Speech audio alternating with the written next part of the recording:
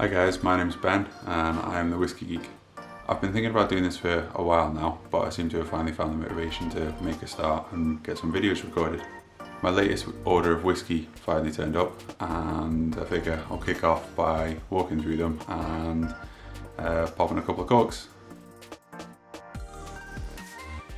Although I feel I've got a pretty decent collection, my Lowlands offering's always been a little bit poor. I've basically only ever really had Auchentoshes and a couple of the Bourbon malts.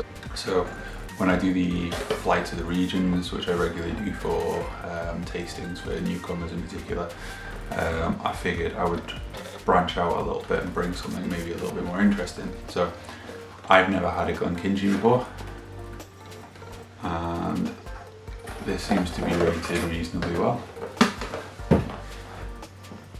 So I've grabbed myself a bottle of the Glenkinchie 12 and I'll give that a try. I want a good satisfying pop.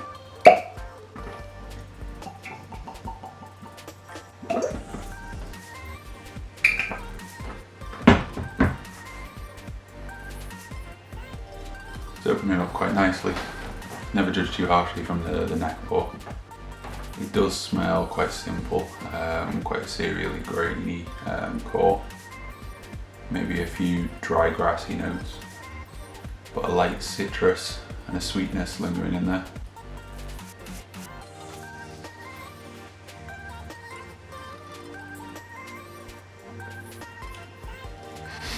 It's definitely got more of a character, more of a body than a lot of the Auchentoshes.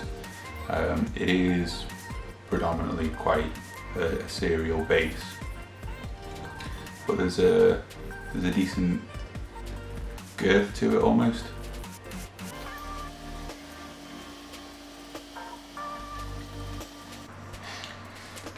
I think it's unfair to say it's simple. It's concise. It knows what it is and it's not messing around. Herbal drying finish, a nice one to explore properly later. So next up, I grabbed myself a bottle of the Glengoyne 12.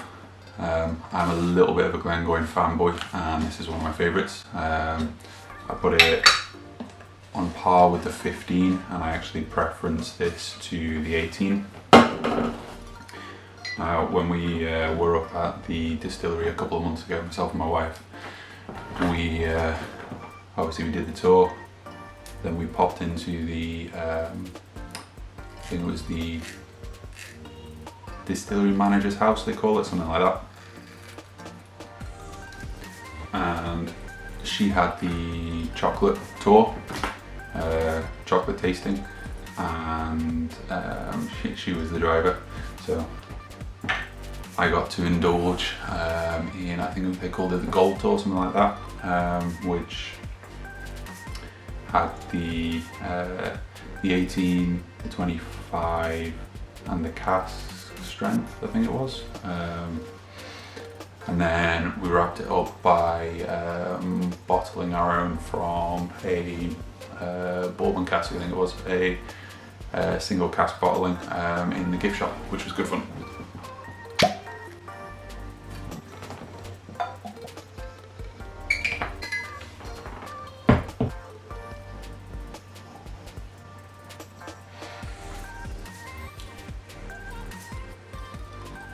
I love that buttery, fresh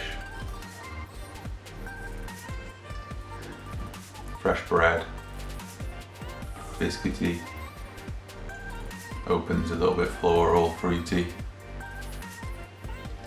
It's like vanilla and banana. It's just so approachable. That aroma is really, really welcoming.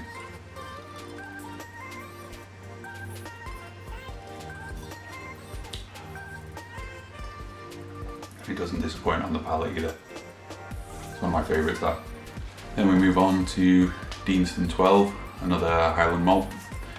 Now, I've never actually really come across Deaston until I was watching one of Aquavite's videos, and he kept raving about, I think it was the 12, and possibly the Virgin Oak as well.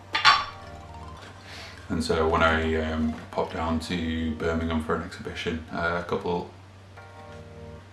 last week, and popped into the Whisky club there, and they had the 12, and I think it was a brandy cask finish.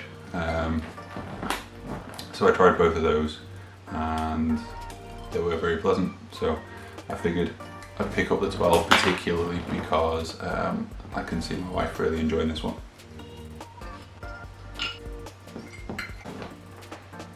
It's got quite good colouring to it.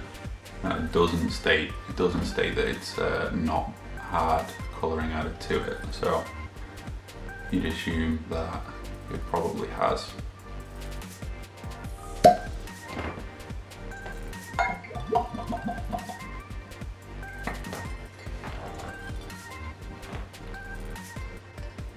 Straight away you get a waft of quite a floral honey, vanilla and caramel. You can really tell it's bourbon aged. Again, very welcoming.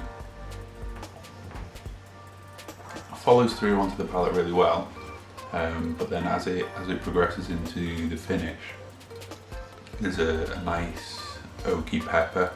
Though it's not particularly prickly, but it warms nicely, and then there's like a kind of drying, almost sort of herbal more than spiced finish to it. Ginger and maybe some clove on the finish. Look forward to sharing that one with my wife. Now next up we have one which I added to my order pretty much entirely on Aquavita's suggestion. Clynelish 14. This is a distillery that, although I've been up that way multiple times, I've not really come across. Hopefully it won't disappoint.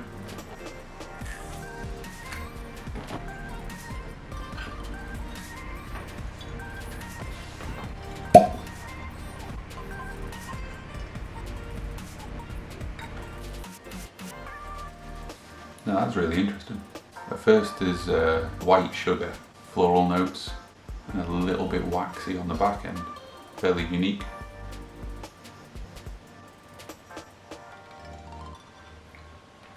And that's not a palate that I was expecting. It's quite oily. There's some tannins in play. There's a warmth to it, but it's like mustard seeds rather than peppercorns. And then it dries off quite nicely into the finish with not quite briny, but there is a saltiness to it. Really lovely. Look forward to working my way through that one a little bit and then doing a proper tasting. Now that's a really interesting comparison.